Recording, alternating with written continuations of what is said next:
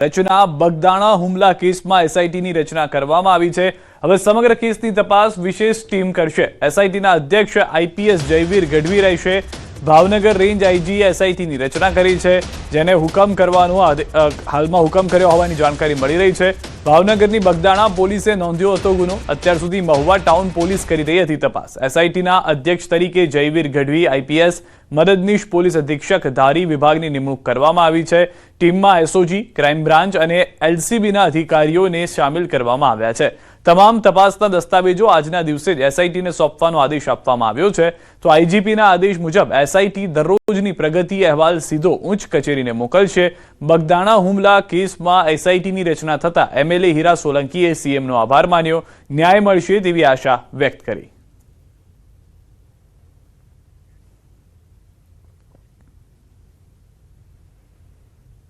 મુખ્યમંત્રી સાથે બેઠક મળી હતી। બેઠક મળ્યા બાદ રજૂઆત થઈ હતી ને રજૂઆતનો હવે ઉકેલ પણ આવી ચૂક્યો છે। આપણી સાથે હીરા સોલંકી છે, તેમની સાથે વાત કરીશું। બસ હું સરકારશ્રીનો ખૂબ ખૂબ આભાર માનીશ અને ખાસ કરીને મુખ્યમંત્રીશ્રીનો હું આભાર માનીશ કે આજે જ અમારે રજૂઆત થઈ અને આજને આજ એક સ્પેશિયલ ઇન્વેસ્ટિગેશન ટીમ આખી બની છે અને હવે આશા છે અમને કે સમાજને એક હાશકારો મળ્યો છે કે હવે યોગ્ય તપાસ થઈને સાચી દિશાએ કામ થશે।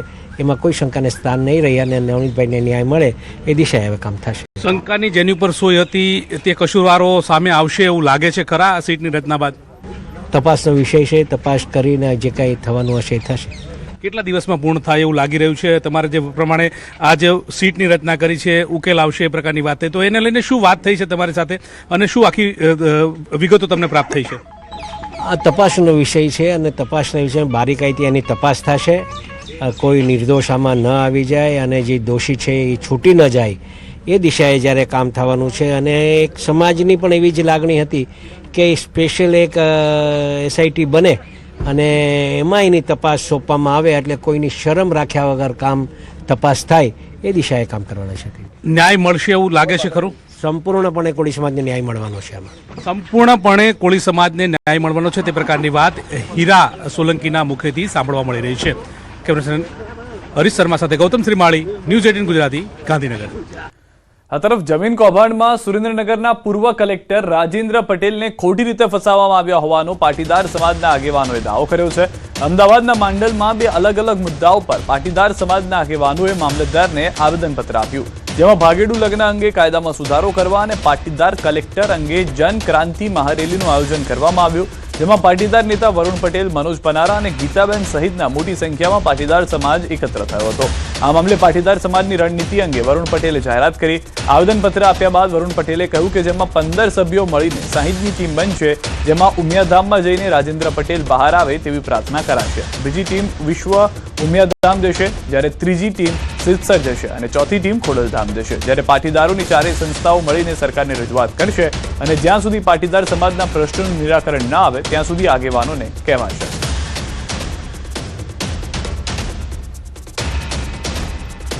સરદારશ્રીને ભાગેડુ લગ્ન પ્રથાના વિરુદ્ધમાં, ગુજરાતી અધિકારીઓને થતી હેરાનગતિની બાબતમાં, ગુજરાતી અધિકારીઓને થતો અન્યાય, ગુજરાતી અધિકારીઓની ખોટી છેતરપિંડી, ખોટી રીતે એમને ફસાવા અને કઈ રીતે માલ ખાય છે બીજા અને મરે છે ગુજરાતી અધિકારીઓ અને કયા કયા નોન ગુજરાતી અધિકારીઓએ કેટલો ભ્રષ્ટાચાર કર્યો છે અને ભ્રષ્ટાચારીઓ બધા મહેલમાં છે અને સાચા માણસો જેલમાં છે।